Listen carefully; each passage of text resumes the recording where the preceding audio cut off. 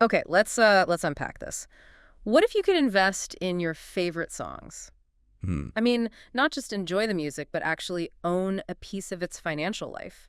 And, get paid every time it streams or plays on the radio. Right, or shows up in a movie or something. Exactly. It sounds a bit like a fantasy, maybe something only, like, big labels could do. Yeah, traditionally, maybe.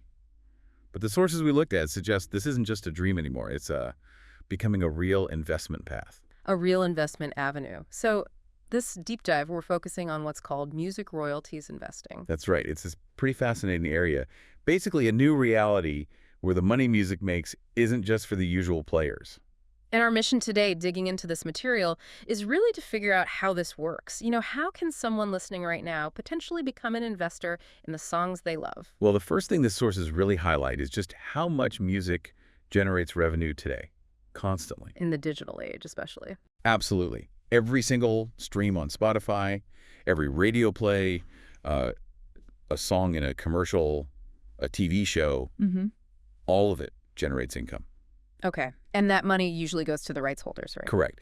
But here's the shift the material points to. Mm. Those income streams, or, well, portions of them, are now sometimes being sold. Sold. So platforms actually exist where investors can, bid on the rights to get a share of a song's future earnings? Exactly. You can bid or buy into these future earnings. Huh. But it's really crucial to understand what you're buying and what you're not buying.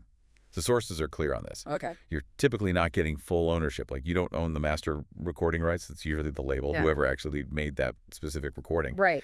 And you're generally not buying the full publishing rights either. Those belong to the songwriters and publishers for the actual song itself, the lyrics, the melody. Okay. So if not the master or the publishing, what are you buying then? Good question. You're essentially acquiring a share of the income that those rights generate. Ah, the income stream itself. Yes. The sources explain how money from things like public performances, streaming, sync licenses that's using songs in film or TV is collected by certain agencies, like performance rights organizations or PROs, and then it's distributed. You're buying a claim on a piece of that future distribution. For how long? Like forever? Sometimes for a set period, sometimes potentially for the life of the copyright. It varies. Wow. Okay. That's where it gets really interesting. So how would you even begin to evaluate something like that? Do the sources give any pointers? They do, absolutely. And this is a really key insight from the material we reviewed. It's not just about whether you personally love the song. Right. Taste is subjective. Totally. The sources really emphasize looking at the song's track record, its historical earnings data. Has it consistently brought in money? Okay. So past performance, what else? They also suggest considering, well, the genre's stability, how old the song is, sometimes older. Classic tracks are more predictable earners. Steady performers. Yeah, and also whether the earnings come from different places, like streaming and sync licenses, or if it's all just from one source. And, even looking at the artist's career trajectory can play a part. So it sounds like you need an ear for maybe timelessness, not just what's hot right now. Exactly. As the sources point out, a sudden viral hit might spike, earn a lot quickly, but then fade. A catalog of steady, maybe less flashy earners could actually provide more reliable income over the long haul. It's about the long-term cash flow then. Precisely. Okay. But like any investment, there have got to be risks, right? What do the sources warn about? Oh, definitely. They're very clear this isn't some guaranteed path to easy money. Didn't think so. Risks include things like, music trends changing. An artist's popularity might fade, and that can hit the earnings hard. Yeah, makes sense. Royalty rates from streaming platforms could also change in the future. That's a big variable.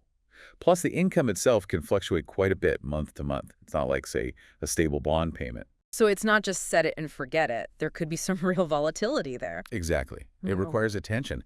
However, the sources do present an interesting counterpoint. Oh, yeah. These investments often aren't directly tied to the same things that move the stock market.